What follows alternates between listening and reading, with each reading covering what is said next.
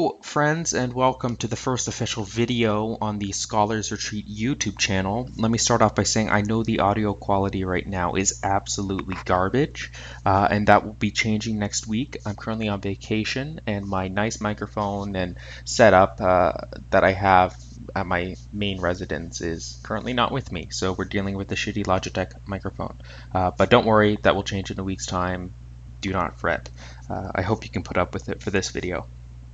Over the next few weeks, I plan on experimenting with a few different video formats to try to gauge what people most enjoy, as well as simply what becomes the most pragmatic option for me in both running my server, which is Scholars Retreat, and moderating TPC, which is the philosophy chat, as well as managing my own academic endeavors with the university, as well as simply running this channel. So please let me know in the comments or via a DM on Twitter or Discord what you think of this video, and I'll have all those links in the description. To start off with, this is a very narrow topic in philosophy, and I've chosen this type of video because it's the type of video I would hope to do most often. YouTube is flooded with broad, sweeping, generalized videos on different areas of philosophy like epistemology, metaphysics, and ethics, and I question my own ability to seriously contribute something that is new and innovative to that bunch. I feel any video that I create would almost be identical to someone else's. However, I do know that I can provide a variety of videos on topics that I am very well read in, as well as videos researched and or crafted by other people knowledgeable in their specific subfields. And don't get thrown off by the seeming fringeness of this sort of topic, because there are still topics, or these are still topics that have immense importance for philosophy, and these are topics that many philosophers have spent their entire lives studying. I definitely think that today's video will give you a fantastic introduction to one particular philosopher's thoughts, as well as give you maybe a new possible outlook on a topic you might have up until this point taken for granted, namely truth. Indeed, today's topic will be on the identity theory of truth, namely Frege's conception of the identity theory of truth. Now, this is not a commonly spoken about theory of truth because it fell out of fashion with the subsequent revival of the correspondence theory of truth, motivated largely by Russell, as you can see there, as well as the new pragmatist theories of truth like coherentism or pragmatism or pragmaticism. However, with Ramsey's new approach to truth, namely a deflationist approach to truth, new attention has been given to theories of truth that argue that truth is not a property at all. In fact, following Künne, and that is Wolfgang Künne, not Thomas Künne. It's weird that they have the same pronunciation, but that's fine. I would argue that this sort of theory of truth can be termed a nihilistic theory of truth, and that all identity theories of truth ultimately fall under this category. I won't go into depth what it means for someone to have a deflationary theory of truth in this video. I'll probably create a separate topic or a separate video for that topic, but I feel I ought to mention it because the development of deflationist theories of truth are in part of what sparked a revival in the identity theory of truth. And another factor in this revival is actually Michael Dummett's groundbreaking book on Frege's philosophy of language that has sort of become the standard when looking for books that delve deep into Gottlob Frege's thoughts and works. So, what is the identity theory of truth? Well, it depends on the thinker, and some modern identity theorists of truth, such as Brandom, give slightly different conceptions than the one I will be presenting today, for I will be focusing specifically on Frege's identity theory of truth, and namely the troubles that it faces in the context of Frege's other philosophical thoughts. I will be specifically discussing two of Frege's theses that he developed in the middle to late period of his life, which I shall coin the empty subject thesis, as well as the identity thesis or identity theory of truth. To begin with, let me just lay out what an identity theory of truth is at its core. And I think it's best to go to the very roots of its development, namely in Frege's own works. And this is a passage taken from Künne's book called Conceptions of Truth. It is worth noticing that the sentence, I shall "Ah, I smell the scent of violets" has just the same content as the sentence "It is true that I smell the scent of violets." So it seems, then, that nothing is added to the thought by my ascribing to it the property of truth. And that is a quote from Frege's 1918 paper, The Thought, which is, along with Sense and Reference, sort of seen as the most important works by Frege in the philosophy of language. Now, as Kuhn aptly points out, there are actually two premises smuggled into this brief passage, or theses rather, namely the identity theory of truth and the redundancy thesis. And we can put the identity thesis quite simply. The proposition that P is the same as the proposition that it is true that P. And a logical consequent of this thesis is the redundancy thesis. Namely, when you say that proposition P is true, you say nothing more than simply saying P. For this video, we will be focusing primarily on the identity thesis rather than the redundancy thesis. There's a sticky sort of relationship between them, and at least for Frege, it's not entirely clear which one he's entirely trying to commit to and which one he's entirely focusing on. So we'll leave that question aside and just focus on the identity thesis. Now, it is important to grasp exactly what is meant by stating that two propositions are the same as found in that identity thesis. The proposition that P is the same as the proposition that it is true that P. Well, what does it mean to say that two propositions are the same?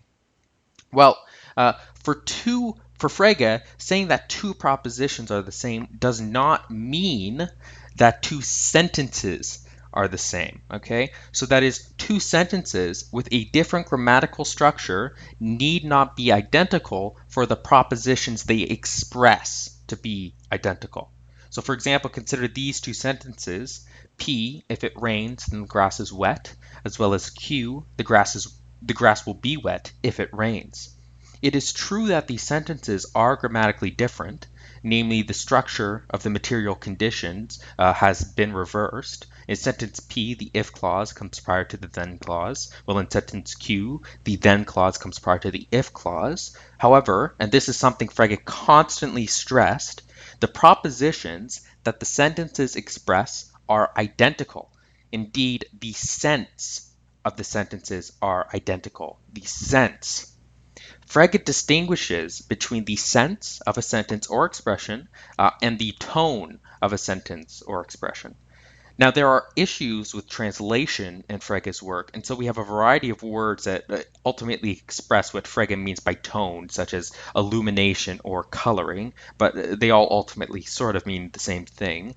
The sense of a sentence is that which is relevant to determining the truth or falsity of that sentence. Sorry, that's my phone. Anything that modifies the syntactical structure of the sentence but doesn't affect its truth value is considered to be its tone or illumination or coloring. Okay, so going back to our grass example, the only difference between sentences P and Q are their tone.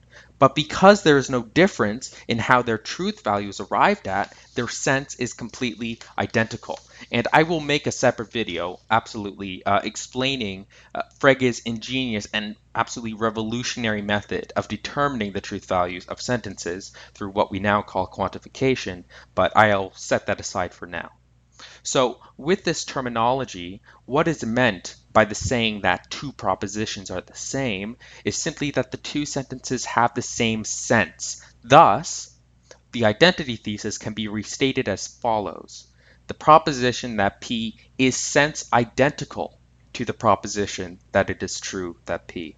And intuitively, this seems to actually make a lot of sense. You know, when I point at an airplane and say that plane is headed for New York, I seem to be expressing the same thing as when I say it is true that that plane is headed for New York.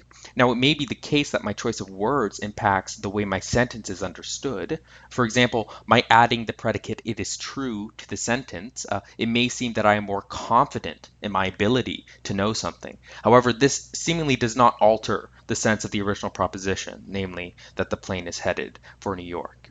And so this is Frege's identity theory of truth. However, there is an issue for Frege's identity theory of truth, and namely, it's an issue of reconciling this theory of truth with another one of Frege's theses. And this is what I have coined the empty subject thesis. What is an empty subject? Well, it's a subject or term of a sentence that doesn't have a reference in reality. And Frege argued that a sentence with a non-designating subject or empty subject does not have a truth value. And Künne gives an absolutely excellent example of this issue. So consider the following proposition. Kant's wife was Protestant. Now we know that Kant never had a wife, and thus the subject of this sentence, Kant's wife, doesn't actually have a referent in reality. So it seems the predicate was Protestant is not being applied to anything. It seems that it is being applied to something that is completely empty. Thus, Frege argues that a sentence like K doesn't have a truth value, because if the sentence was true, we would seemingly be committing ourselves to the once existence of Kant's wife, which is absurd. However, if the sentence was false, we would also be seemingly committing ourselves to the once existence of Kant's wife. So, Frege says that this is a sentence with no truth value. It is neither true nor false that Kant's wife was Protestant. Now, it's important to note that this is actually not an unpopular stance in the philosophy of language, and many of the most famous philosophers of language have taken this position, like Geach and Strawson. So there are a lot of good reasons to accept it. However, let us now combine this empty subject thesis with the identity thesis, and this will lead us to absolutely absurd conclusions. So considering the following new proposition, K2, it is true that Kant's wife was Protestant. The subject of this sentence has changed. K2 subject is different than K's. The subject is no longer Kant's wife. The subject is actually the proposition K, that Kant's wife was Protestant. So K2 subject is K. And so that means that the predicate being applied here is now the notion of truth versus the notion of was Protestant. And let's examine this new proposition K2. Well, we know, according to the empty subject thesis, that there is no truth value for K. So K is not true. So K2 seemingly has a false truth value, because it isn't true that the proposition Kant's wife was Protestant has a truth value, since it doesn't have a truth value. So K and K2 have different senses because they have different truth values. However, recall the identity thesis, the proposition that P is sense identical to the proposition that it is true that P. Well, in this case, it is not true, for our propositions here are not sense identical. So Frege seems to have an apparent contradiction in his theses surrounding the philosophy of language. And put aptly, Dummett argues that, in general, it will always be inconsistent to maintain the truth of every instance of, it is true that P, if and only if P, while allowing there is a type of sentence which under certain conditions is neither true nor false. And on the face of it, and based on our discussion today, that seems quite right. However, Künne does present an excellent reconciliation of these two seemingly contradictory theses, but